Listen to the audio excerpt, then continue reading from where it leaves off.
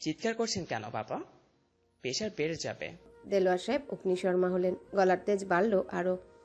গজগজ করতে করতে বললেন, তোমার ফাজলামি লাগছে সবকিছু। তুমি জানো কিসের বিনিময়ে তোমায় মুক্তি করে এনেছে? ফাইজানের প্রাণের বিনিময়ে। তোমার ফাজলামি লাগছে সবকিছু। তুমি জানো কিসের বিনিময়ে তোমার মুক্তি এনেছে? ইয়ের নিজের পোলা, ওই হারামি আমার নেই। কার রক্ত কবে কে? কথাটা কর্ণপাত হতে রন্ধে রন্ধে বিতৃষ্ণা জন্মালো। কপালে পড়ল তীক্ষ্ণ ভাঁজ।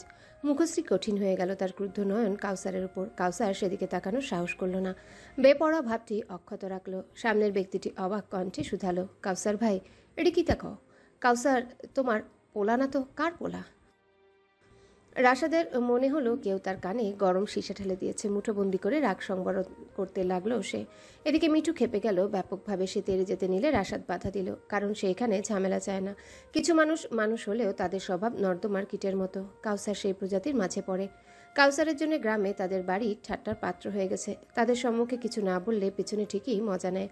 এখন রাশাদ গরম হলে এখানে একটা গ্যাঞ্জাম হবে, যাতে লাভের লাভ শুধু বাজারের মানুষদের মনোরঞ্জনই হবে। তাই রাশাদ সেখানে আর দাঁড়ালো না, বড় বড় পা ফেলে নিজের দোকানে চলে গেল। কিন্তু হায় মস্তিষ্ক, প্রতিটা কথা যেন খোদাই হয়ে গেছে, না চাইতেও তা দূর করতে পারছে না। রাশাদের দিন সেদিন অত্যন্ত বাজে ছিল। কাউসারের রটনা আগুনের ফুলকির চেয়েও দ্রুতগামী, সেটার পরিচয় দিল।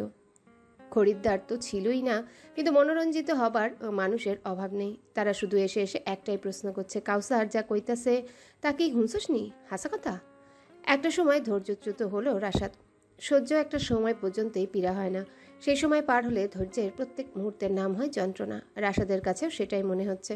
সে মিঠুকে ক্রুদ্ধ স্বরে বলল, দোকানের দিকে খেয়াল রাখ, আমি আসতেছি। মিঠু তার কঠিন ইস্পাতের মতো মুখশ্রী দেখে কোনো কথা বলার সাহস পেল না, বরং ঘাড় কাত করে বলল, আচ্ছা। কাউসার দোকানের ক্যাশের পাশে চেয়ারে পায়ের উপর পা তুলে আছে। উত্তপ্ত আবহাওয়ায় ঘেমে নিয়ে একাকার অবস্থা। এত কাজ ইহকালে করেছে বলে মনে নেই। টাকা থেকে টাকা বানানো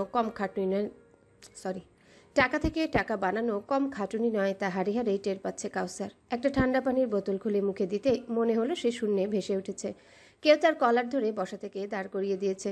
হাত থেকে বোতলটা পড়ে গেল, সাথে সাথে মেজাজ বিগড়ে গেল তার। বিশ্রী গালি দেবার জন্য পেছনে ফিরতেই সন্ত্রাসে রক্তশূন্য হলো মুখশ্রী। গালিটুকু গিলে ফেললো সাথে সাথে। রাশাদের কঠিন মুখখানা তার মুখশ্রী বরাবর ভরাট কণ্ঠ কানে বাজল, আপনার ফাজলামি কি কখনো বন্ধ হবে না? আর কত নিচে নামবেন?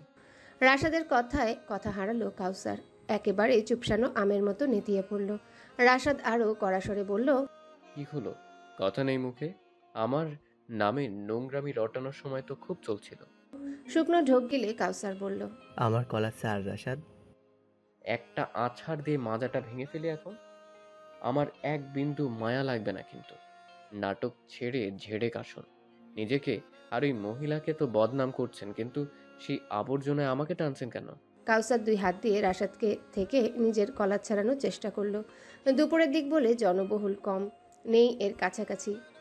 রাশাদ তাকে মারলেও সে নিজেকে বাঁচাতে পারবে না। মরার দোকানের ছেলেগুলো তো খেতে গেছে। কাউসার আমতা আমতা করে বলল, আমি তোর বাপ রাশেদ দা। তাই নাকি? একটু আগ অব্দি তো ছিলেন না। আমার রক্তে সমস্যা নাকি? আমার মা আমাকে বাজে কাজ করে জন্ম দিয়েছে, কি মনে নেই? কি চাই আপনার? টাকা, বাড়ি, সম্পত্তি? কাউসারের মুখখানা সাদা হয়ে গেল ত্রাসে। রাশাদের ভয়ঙ্কর রূপ তার হৃদয়কে কাবু করে দিচ্ছে। ঠিক তখনই দুটো ছেলে ছুটে এসে রাশাদ আর কাউসারকে আলাদা করলো। এর মাঝে একটি কণ্ঠ ভেসে উঠল, রাশাদ ভাই, আপনার মতো স্বজনের অন্য দোকানে মারপিট করা মানায় না। রাশাদ পেছনে ফিরতেই আমানকে দেখতে পেল, মুখে রসিকতার হাসি। রাশাদের রাগ বৃদ্ধি পেল, কিন্তু তার শত্রুতা আমানের সাথে নয়। এদিকে কাউসার সাহস পেল যেন, চেঁচিয়ে বলল, তোর মায়ে যে মাগিছিল তার প্রমাণ তুই, হারামজাদা। তুই আমার পোলা না।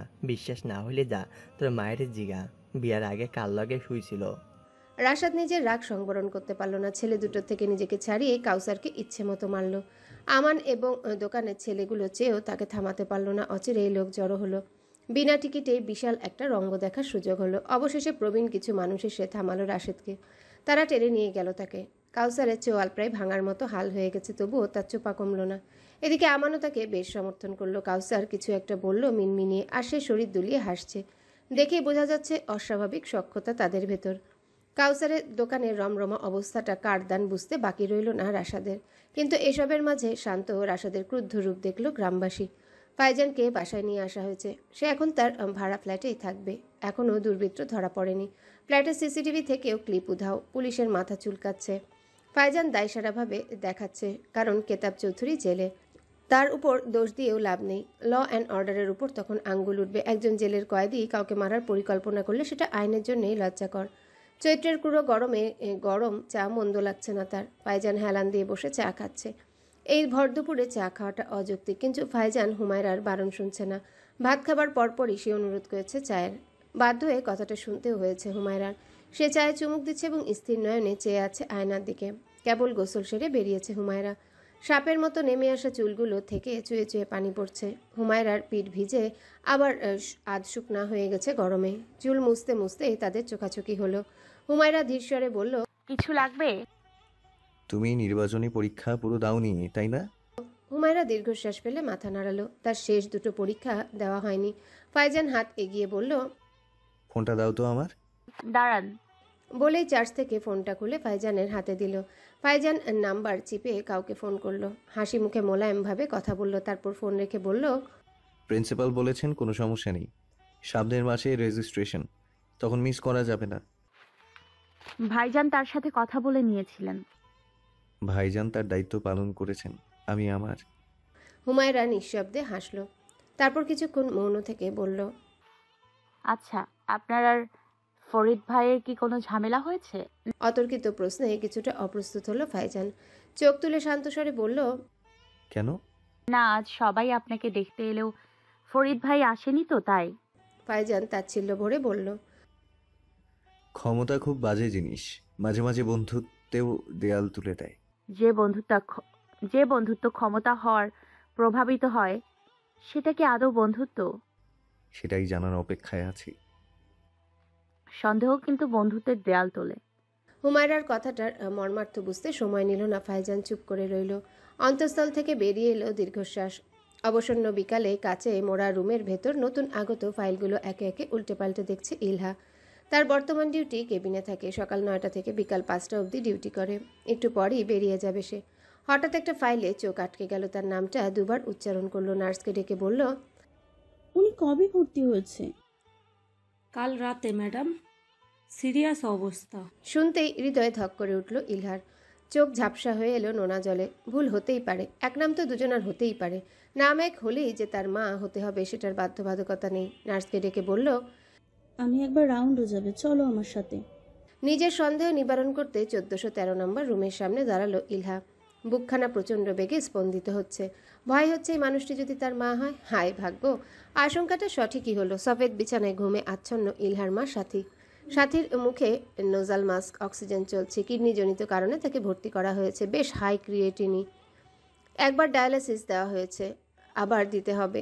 মহিলার সাথে কোনো গার্ডিয়ান নেই। আসে কেবল একটা 19 বছরের কাজের মেয়ে। ইলহা যেতেই নার্স রোগীকে ডাকতে চাইল। ইলহা বাধা দিল। তার চোখ ভিজে আসছে। মায়ের সামনে দাঁড়ানোর সাহস হচ্ছে না। আকিব শাহরিয়ার অমানুষ, অথচ এই মহিলার সারাটা জীবন তাকেই ভালোবেসে এসেছে। আজ সেই ভালোবাসার পরিণাম ভুগছে। কে বলেছে ভালোবাসা মনে শান্তি দেয়? কিছু ভালোবাসা ধ্বংসও করে ফেলে। বিকালের কমলা সূর্যটা পাড়ি দিল পশ্চিম গগনে। একটু একটু করে বিলীন হলো আকাশের সব রং। রান্নাঘরে তখন রাতের খাবার রান্না হচ্ছে। হুমায়রার ঘাড় বেয়ে নেমে আসছে ঘর্মরেখা। সে নিষ্ঠুর চাকু চালাচ্ছে চপিং বোর্ডের উপর। বছরের শেষ শিমের বিচি দিয়ে শৈল মাছ রান্না হচ্ছে, আর জলপাই দিয়ে ডাল। রান্নাঘরের দরজায় হেলান দিয়ে দাঁড়িয়ে আছে ফাইজান। তার নির্লজ্জ দৃষ্টি দেখছে হুমায়রার ঘামে ভিজে থাকা লেপ্টে থাকা পিঠ। বুকটা জ্বলছে। মেয়েটাকে কাছে পেতে ইচ্ছে হচ্ছে খুব করে, কিন্তু শরীর এবং রমণী কেউই অনুমতি দিবে না। কিন্তু একটু আদর করতে ক্ষতি কি? ধীর পায়ে এগিয়ে গেল ফাইজান। ভালো হাতে কোমরে পেঁচিয়ে ধরতেই চমকে উঠল হুমায়রা। সাথে সাথে অসতর্কতায় আঙ্গুলটা কেটে গেল। উহু করে উঠতেই ফাইজান তাকে ছেড়ে দিল। শান্ত গলায় বলল, এত অন্যমনস্ক কেন তুমি? দোষ কি আমার? তাহলে আমার? ফাইজানের এমন প্রশ্নে বিস্মিত হলো হুমায়রা। সে কিছু বলার পূর্বেই ফোন বেজে উঠল। সে ফাইজানকে কপট রাগ দেখিয়ে বলল, দাঁড়ান, আপনার হিসেব করছি পরে। ফাইজানের ঠোঁটে নির্লজ্জ হাসি। সে যেন অপেক্ষায় আছে এই হিসেবে। ফোনটা হাতে নিতেই হুমায়রার মুখের রং পাল্টে গেল। নাম্বারটা জুবাইদার। ব্যাপারটা খেয়াল করলো ফাইজান। হুমায়রা ফোন কেটে দিল, কিন্তু ফোনটা আবারও বাজলো। এবার ফাইজান ফোনটা হাতে নিয়ে রিসিভ করলো। লাউড স্পিকারে দিয়ে হুমায়রাকে ইশারা করলো যেন কথা বলে। হুমায়রা তাই নাকচ করলো না, কড়া স্বরে হ্যালো সালাম ছাড়াই বলল। কি চাই? ওপাশের মানুষটিও বিনা ভনিতায় বলল। তুই জানোস কাউসার আর রাশেদের আইস বাজারে মারপিট হয়েছে? শুধু তাই না, কালকেরা বিচার বইবো। জুবাইদার কণ্ঠে উৎকণ্ঠা, চিন্তা। রাশাদ কাউকে মারতে পারে কথাটা শুনতেই স্তম্ভিত মূর্তমান দাঁড়িয়ে রইল হুমায়রা। কথাটা যেন হুট করে উধাও হয়ে গেল মস্তিষ্ক থেকে। কিয়ৎকাল এভাবেই কাটল নিশ্চুপ। ফোন কেটে গেল কিনা নিশ্চিত হতে জুবাইদা শুধালো। হুমায়রা, শুনছিস? শুনেছে সবটাই, কিন্তু শব্দগুলো বর্তমানে দিশেহারা। মস্তিষ্ক কোষের প্রতিটা নিউরনে আন্দোলিত হচ্ছে একটাই প্রশ্ন, ভাইজান কেন মারল কাউসারকে? রাশাদের স্বভাবে উগ্রতা কিংবা ব্যভিচারিতা নেই। শান্ত ধৈর্যশীল মানুষটার রাগও সে গিলে ফেলে ঝামেলা করবে না, তাই সে কারণেই দিনের পর দিন কাউসারকে সহ্য করেছে। আগে কি কম খারাপ কাজ করেছে কাউসার? তবুও রাশাদ সবটা সহ্য করেছে। তবে এমন কি হলো যে সে নিজের নিয়ন্ত্রণ হারিয়ে ফেলেছে? জুবাইদা আরও 2-3 বার ডাকতেই সম্বিত ফিরল। হুমায়রা ছোট্ট স্বরে বলল। জুবাইদা এবার ভরসা পেল, যেন ব্যস্ত হয়ে বলল। তোরে আমি কইছিলাম কাউসারের মতো বদ মানুষ পৃথিবীতে দুইটা নাই। তোরে কইছিলাম ওরে থামাইতে হইব আগেই, কিন্তু তুই হুনোস নাই। এখন ও আমার পোলারের জীবন নষ্ট করার ধান্দায় আছে। এর মাঝেই হুমায়রা শান্ত গলায় শুধালো। আপনি জানেন কিভাবে? প্রশ্নটার জন্য যেন প্রস্তুত ছিল। জুবাইদা ধীরে সুস্থে বলল। উনি গেছিলেন গ্রামে আমার কাগজ আনতে। আমি কইছিলাম ছেলেটারে দেখে আসেন, উনার সামনেই নাকি ঘটনা হয়েছিল। আমার তো ভাই ভাই হাত পা ঠান্ডা হইয়া যাইতেছে, না জানি বিচারে ও কেমনে ফাঁসায় রাশেদ রে। হুমায়রা জুবাইদার সাথে কথা বলতে ভালো লাগছে না, তার মাথা ধরেছে, সঠিকভাবে চিন্তা করতে পারছে না, তাই শীতল কণ্ঠে বলল। আমি রাখছি। জুবাইদার অনেক কিছু বলার ইচ্ছা থাকলে হুমায়রার অনিচ্ছার কারণে বলার সুযোগ হলো না। ফোন কাটতেই পাশে এতক্ষণ সব নিখুঁতভাবে পর্যবেক্ষণ করা মানুষটি বলল। তোমার মার সাথে তোমার যোগাযোগ হচ্ছে? ফাইজানের প্রশ্নে হুমায়রা বিমূঢ় দৃষ্টিতে তাকালো। ক্লান্ত বুক চিরে দীর্ঘশ্বাস বেরিয়ে এলো যেন। অপরাধী স্বরে বলল। দাদা মারা যাবার রাতে উনি আমাদের বাড়ি এসেছিলেন। তার আগে আমার সাথে রাস্তায় একবার দেখা হয়েছিল। কথাটা আমি কাউকে জানাইনি। কেন? বাড়ির পরিস্থিতি ভালো ছিল না, আব্বাকে নিয়ে খুব ঝামেলা হয়ে গেছে। এর মাঝে ওনার কথা বললে দাদি ক্ষেপে যেতেন। আমাকে জানাওনি যে? সুযোগ হয়নি, আপনি ব্যস্ত ছিলেন। ফাইজান কিছু সময় মৌন রইল, তার দৃষ্টি তীক্ষ্ণ হয়ে আছে। হুমায়রা নতমস্তক দাঁড়িয়ে আছে, তার মাঝে অপরাধবোধ। মনে মনে নিজেকে দোষীর স্থানে দাঁড় করিয়েছে সে, যদিও জানে না আসলে কি ঘটেছে, কিন্তু বারবার একটাই সন্দেহ হচ্ছে, কাউসার নিশ্চয়ই ভাইজানের জন্ম পরিচয় নিয়ে জলঘোলা করেছে। হুমায়রা রাশাদের এত বড় সত্যটা গোপন করে কি ভুল করলো? হয়তো গোপন না করলে পরিস্থিতি এমন নাও হতে পারত। এর মাঝে কানে গম্ভীর স্বর এলো। তুমি এখনো আমার কাছ থেকে কিছু লুকাচ্ছ? হুমায়রা অপ্রস্তুত হলো কিঞ্চিত, ক্ষুদ্র হৃদয়ে সংকোচ হলো, তবুও সেই সংকোচ ভুলে বলল। দাদা মারা যাবার দিন মা আমাকে খুব কঠিন একটা সত্য বলেছিলেন। আমার ধারণা আব্বা সেই সত্যকে হাতিয়ার বানিয়ে ভাইজানের ওপর শোধ তুলেছে। দাদার সম্পত্তির ভাগ না পাওয়ায় সে অনেক চেতেছিলেন, খুব ঝামেলাও করেছেন, কিন্তু দাদি তাকে পাত্তা দেন নাই। আমার মনে হয় সেই ক্ষোভ থেকেই উনি ভাইজানকে বদনাম করতে চাইছে। যেহেতু আমার ভাইজান অহেতুক কারোর সাথে জোরে অবধি কথা বলে না, তাহলে সে কেন আব্বাকে মারবে? ফাইজান কিছু সময় মৌন থেকে খুব ধীর এবং গম্ভীর স্বরে শুধালো। ভদ্রমহিলা তখন কিসের কথা বলছিল যা তুমি শোনোনি? হুমায়রা দীর্ঘশ্বাস গোপন করলো। ধীরে ধীরে সবটা খুলে বলল। নিজের পরিবারের কুৎসিত কথাগুলো বলতে তার বিব্রত বোধ হচ্ছিল, কিন্তু লুকানোটা সমীচীন নয়। ফাইজান তার স্বামী স্ত্রীর মাঝে গোপনীয়তা ছাইচাপা দাবানলের মতো ধীরে ধীরে সম্পর্কের ভিত্তি পুড়িয়ে দিতেও সময় নেয় না। আর এক না এক সময় এই সত্য সবাই জানবেই।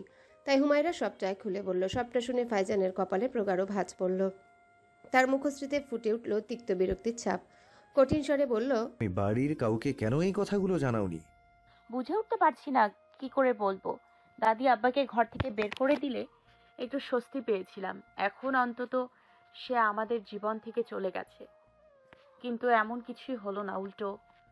স্বাভাবিক কি নয়? কাউসার সাহেব কেমন মানুষ সেটা তো তোমার জানা। আচ্ছা, স্বাভাবিক কি নয়? কাউসার সাহেব কেমন মানুষ সেটা তো তোমার অজানা নয়। টাকার জন্য সে কতটা নিচে নামতে পারে সেটাও তোমার জানা। তাহলে সম্ভাব্য ঘটনা জানার পরও তোমার লুকিয়ে যাওয়াটা উচিত হয়নি। ভাইজানকে কি করে জানাতে পারতাম সত্যটা? সে কি মানতে পারতো? তার জন্মের উপর প্রশ্ন তুলতো, তার উপর উঠতো। মানুষটার কত সইবে বলুন তো? একা কাঁধে একটা সংসার টানা কি কম কথা? শত কষ্টের মাঝেও সে সেই দায়িত্বের ভার টেনে যাচ্ছে। এক প্রান্তে এসে জানতে পারলো এরা কেউ তার আপন নয়। আফরো যে আপন সে তাকে ছেড়ে নিজের আখিরাত গুছাচ্ছে। সে কি করে মানবে বলুন? আমার ভাইজান ভেঙে পড়বে। ফাইজান বিনা সংকোচে বলল, তোমার ভাইজান এতটা দুর্বল নন। সে কাউসার সাহেবের সন্তান নয়, এই কথাটা বাহিরের কারোর কাছ থেকে শোনার থেকে তোমার থেকে শোনাটা কি ভালো ছিল না? এখন তো নিশ্চয়ই সবাই ব্যাপারটা জানবে। এর মাঝে যদি রাশাদ সাহেব জানতে পারেন তুমি সবটা জানতে, সে কি ব্যাপারটা মানতে পারবে? পৃথিবীতে অনেক কিছুই তিক্ত হয়, অসহনীয় হয়, কিন্তু আমাদের সেটা মেনে নিতে হয়। সে কি কাউসার সাহেবের ঔদ্ধত আচরণ মেনে নিচ্ছেন না? তোমার মার ব্যাপারগুলো মেনে নিচ্ছে না? তার কষ্ট হতো, কিন্তু সত্যতা ঠিক মেনে নিতেন। হুমায়রা নতমস্তকে দাঁড়িয়ে রইল। ফাইজান কপাল ঘষল, তার গাল ফুলিয়ে তপ্ত নিঃশ্বাস ফেলে বলল, কাল বিচারের সময় আমরা সেখানে উপস্থিত থাকব। এইটুকু বলেই সে নিজ ঘরের দিকে প্রস্থান করলো। হুমায়রার মনে হলো ভাইজানের সাথে একবার কথা বলতে পারলে ভালো হতো, কিন্তু বুঝে উঠতে পারলো না ঠিক কী কথা বলবে। মধ্যরাত, দরজার খিল ধরে দাঁড়িয়ে আছে ইলহা। রাশাদ এখনো বাড়ি ফিরেনি। আতিয়া খাতুন পায়চারি করছেন উঠানে। এত রাত হয় না রাশাদের, কিন্তু আজ রাত হচ্ছে। বাজারের ঝামেলার কথা বাড়ি অবধি চলে এসেছে। কাউসারকে রাশাদ মেরেছে, সেটা আতিয়া খাতুনের কানে এসেছে। এখন বাতাসে এই কথাই ঘুরছে, রসিয়ে রসিয়ে কথার বেগ বাড়ছে। কথাটি শোনা মাত্রই আতিয়া খাতুন তাজ্জব হলেন। নাতি তার এমন কিছু করতে পারে তা অকল্পনীয়। উপরন্তু সে এখনও বাড়িতে আসেনি। এর মাঝেই হেডলাইটের আলো আধার চিনল। আতিয়া খাতুন হাঁক দিলেন, রাশাদ আইসোস ভাই। কলপারে মোটরসাইকেলটা থামালো রাশাদ। এসেই হাত মুখ ধুলো সে। পাশে রাখা গামছা দিয়ে মুখ মুছতে মুছতে ভিটায় প্রবেশ করলো সে। হারিকেনের আলোতে পরিষ্কার হলো রাশাদের থমথমে মুখ। ইলহা দরজা ছেড়ে বেরিয়ে এলো। তাকে জাগতে দেখে রাশাদ গম্ভীর স্বরে শুধালো, আপনি ঘুমননি? এখন বাজে কয়টা, খবর আছে আপনার? ইলহার সাথে সাথেই আতিয়া খাতুন বলে উঠলেন, চিলি কই ভাই, এতক্ষণ চিন্তা হয় না? আর তোর ফোন বন্ধ কেরে? রাশাদ খুব শান্ত গলায় বলল, মোবাইলে চার্জ ছিল না, আমি শহরে গিয়েছিলাম মাল আনতে। খিদে লাগছে দাদি, খাবার দাও। কাজের মধ্যে খাইতে পারি নাই। রাশাদের অত্যাধিক স্বাভাবিক আচরণে আতিয়া খাতুন কিছুটা অবাক হলেন। খুব নরম স্বরে তিনি শুধালেন, ভাই আজকারা বাজারে। তোমার ছেলে অদ্ভুত আচরণ আমার আর সহ্য হচ্ছিল না। তাই বললা বাপের গায়ে হাত তুলবি? সে তো সবাইকে বলে বেড়াচ্ছে আমি তার সন্তানই না। আমার মা অন্য কারোর সাথে শুয়ে আমাকে জন্ম দিয়েছে, তাহলে আমি কেন তাকে বাপ মনে করে তার সম্মান রক্ষা করব? অকপটে রাশাদ কথাখানা বলল। তার কণ্ঠ স্বাভাবিক, কোনো অনুতাপ দুঃখে ছিটে নেই, তবুও যেন আতিয়া খাতুনের চিন্তার মেঘ সরল না। বরং রাশাদের এই কাঠিন্য তাকে বিচলিত করছে বারংবার। রাশাদ আবারও বলল, দাদি খানা নাই আজ আমার জন্য? কি কস ভাই, এই বউ স্বামীরে খাউন দাও যায়? কি কস ভাই, এই বউ স্বামীরে খাউন দাও যাও। ইলার সাথে সাথেই রান্নাঘরের ছোট 5 ওয়াটের লাইটটা জ্বালালো। দাউ দাউ করে জ্বলে উঠল কাঠের চুলো। রাশাদ দায়সারা ভাব নিয়ে খেলো। কালকের বিচারের তার পরোয়া নেই। ফলে ইলহা এবং আতিয়া খাতুনের চিন্তা বাড়ল, বই কমল না। মাঝে হুমায়রা ফোন করেছিল, সেও ভাইজানকে নিয়ে মারাত্মক চিন্তিত। কাল সেও আসছে, অথচ সে তো জানে না ভাইজান যে কেমন পাথরের ন্যায় আচরণ করছে। আচ্ছা, রাশাদের দুঃখগুলো কি এখন এতটাই অহেতুক হয়ে গেছে যা আর বর্ষিত হয় না, নাকি রাশাদের হৃদয়খানা বেশি কঠিন হয়ে গেছে? শেষ রাত্রি, প্রসাবের চাপে ঘুম ভেঙে গেছে ইলহার। প্রেগনেন্সির পর থেকে এখন ঘন ঘন প্রসাব হয় শুধু। এমনকি ঘুমের মাঝেও 2-3 বার বাথরুমের দিকে ছুটতে হয়। ঘুমটা একটু গাঢ় হলেই সেটা ভেঙে যায়। রাতের বেলা একা বের হতেও ভয় করে। ফলে রাশাদকে ডেকে উঠে এসে রাশাদও কোনো বিরক্তি ছাড়া উঠে যায়। এটাই হয়তো প্রেগনেন্সির সৌন্দর্য, যেখানে দুটো মানুষের তাদের স্নেহকে পৃথিবীতে আনার জন্য রাত দিন নানা কষ্ট সহ্য করে। আজও ব্যতিক্রম হলো না। পাশ ফিরে তাকাতেই দেখলো রাশাদ আধা শোয়া হয়ে বসে আছে। তার দৃষ্টি ক্লান্ত ও প্রাণহীন, তাকিয়ে আছে হারিকেনের নিভু আলোটার দিকে। ইলহা তার গায়ে স্পর্শ করতে চমকে উঠল যেন। ইলহা ধীরস্বরে শুধালো, কি চিন্তা করছেন? রাশাদ হাসলো একটু, তারপর অপ্রতিভ স্বরে বলল, ভাবছি যদি কাউসার সত্যিই হয়ে থাকে তাহলে আমার অস্তিত্বটা কি? ইলহা চোখ ঝাপসা হয়ে গেল যেন। সাথে সাথে এই রাশাদকে সে জড়িয়ে ধরল। সে আলিঙ্গনের উষ্ণতা পৌঁছে গেল ক্লান্ত হৃদয়ের অন্তরিক্ষে।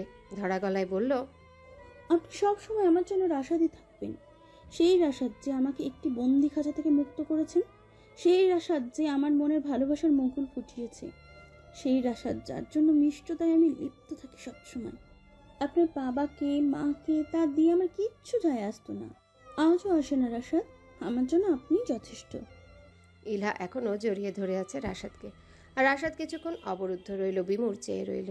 ভেতরটায় ঝড় উঠেছে, তীব্র কালবৈশাখী। না, এই ঝড় দুঃখের মোটেও নয়, ঝড়টা শান্তির কি শীতল অনুভূতি। অবশেষে ইলার মাথায় হাত বুলিয়ে দিল সে, মৃদু হেসে বলল, হ্যালো বন্ধুরা, পরবর্তী পার্ট খুব তাড়াতাড়ি আসবে, তো সবাই অপেক্ষায় থাকো। আর চ্যানেলটি যারা এখনো সাবস্ক্রাইব করোনি তারা পরবর্তী পার্ট দেখার জন্য চ্যানেলটি সাবস্ক্রাইব করে রেখো। ধন্যবাদ সবাইকে, আমাদের সাথেই থেকো।